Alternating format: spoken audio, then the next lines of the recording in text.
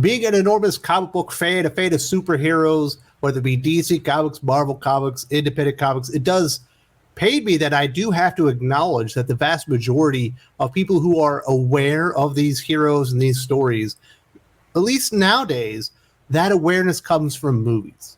Obviously the MCU is one of the biggest, if not the biggest, movie franchises in the history of the industry. The DCEU has had its own hits and misses, but everyone knows who Batman is. We've had $1 billion Aquaman movie, and there's certainly a lot of really cool superhero properties from the independent scene. Maybe not in movies as much, but certainly within streaming television, we certainly have had hit movies as well. The vast majority of fans and customers who have an awareness of a character like a Shang-Chi or a team like the Eternals actually comes from the movies. I do wish that the producers of these films would go out of their way to perhaps find people that have a respect for the medium of comic books and the characters themselves. Now, I don't expect every hiring to be Ben Affleck playing Batman levels of respect for the character. I believe he had his own Batcave at one time built just for him. Nor would I expect Jerry Seinfeld to play Superman on the big screen. He is the biggest Superman fan I know in Hollywood, but I don't know that he would be right for the character. But you would hope that there would at least be a morsel of respect, not only for the character,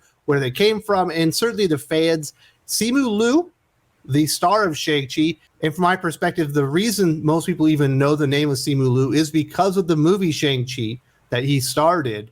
Apparently is not quite as respectful of the source material. In fact, it sounds like he doesn't like it. And if you're going to AwesomeCon and you're wanting a Simu Liu autograph, you need to be aware that he's not going to sign everything. Apparently, he is not a fan of the origins and the beginnings of Shang-Chi within comic books, and he has put some restrictions on what he will sign.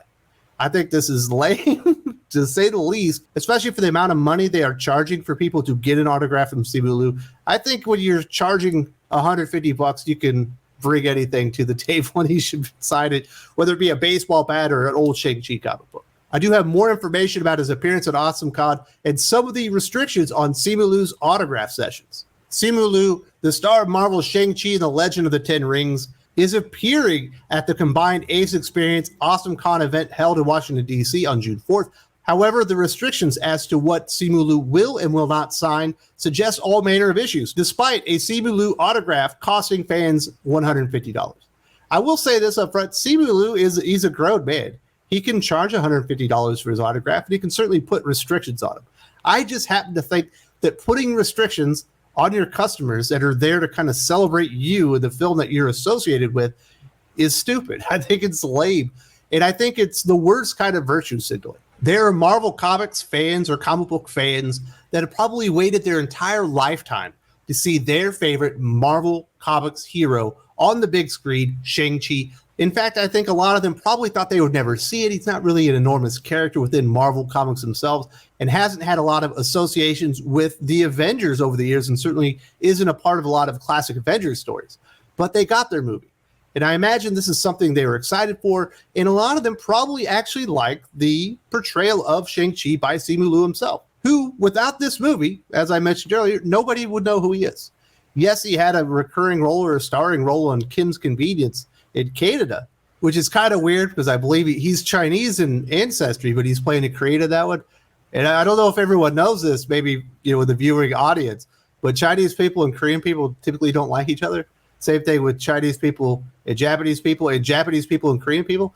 Right there in that single little area, there's not a lot of love between the countrymen of those states, and the cultures are vastly different. That's kind of one of those weird things when we're supposed to be so aware of cultural differences and respecting different cultures. But for some reason in Hollywood and whatever the Canadian version of Hollywood is, it's okay to just cast every Asian to just play another Asian character, whether they're the same ethnicity or not. It's one of those weird things with everybody being so sensitive. Well, I'm not sensitive about it, but it's something I've noticed with the way castings are going or whatnot.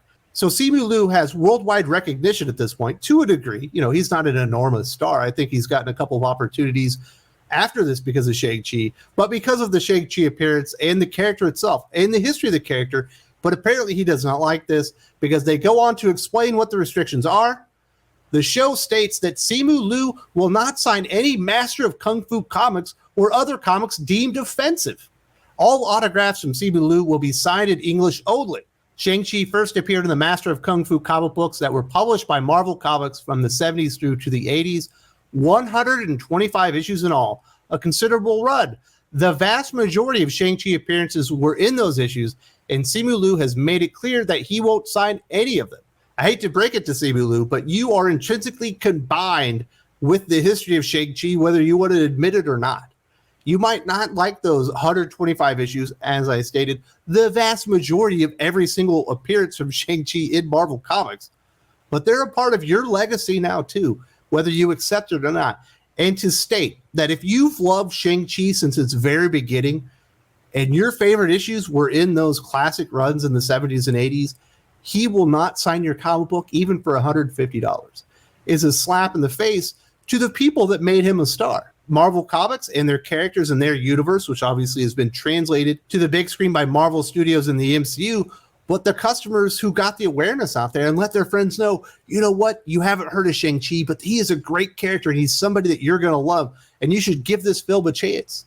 And he ended up making, I imagine, quite a bit of money and got acclaim for his performance.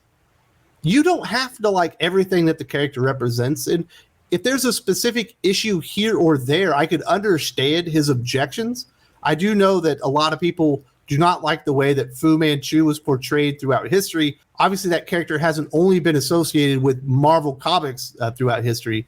And maybe if there was an issue here or there where he said, no, that is not cool. But just to say every appearance that really made the character's name and is the reason why there is a Shang-Chi movie and he was allowed to make all that money, is just, it's a slap in the face. That's all there is to it. You wish that these actors, and I imagine most of them think that comic books and comic book fans are probably beneath them, but you're literally standing on the shoulders of giants that created these characters. Without them and without the customers and their fandom and their decades of sticking by Marvel Comics and DC Comics, you don't have these opportunities because they don't exist. That is what I think. I definitely want to hear from you guys. What do you think about Simu Liu saying that if you want an autograph for $150 at AwesomeCon, you better not bring an issue of Master of Kung Fu starring Shang-Chi, which is essentially the overwhelming majority of the history of the character? Are you cool with it? Do you think it's lame? Or are you like, whatever, Simu Liu, I didn't like him anyway? Definitely want to hear from you guys. This isn't the only time I've talked about Simu Liu and Shang-Chi here on the channel. I actually had a very long conversation with my good friend Jesse Blaze Snyder. He's a comic book writer. He's a musician. He's a host on the Food Network. He's a entertainment empire unto himself. We talked about Shang-Chi and the demise of superhero role models. It's about 50 minutes. This one, you're going to need a couple of refreshments to get through, but it's a good conversation and really gets to the heart of some of the issues he had with the movie and the way that Shang-Chi was portrayed.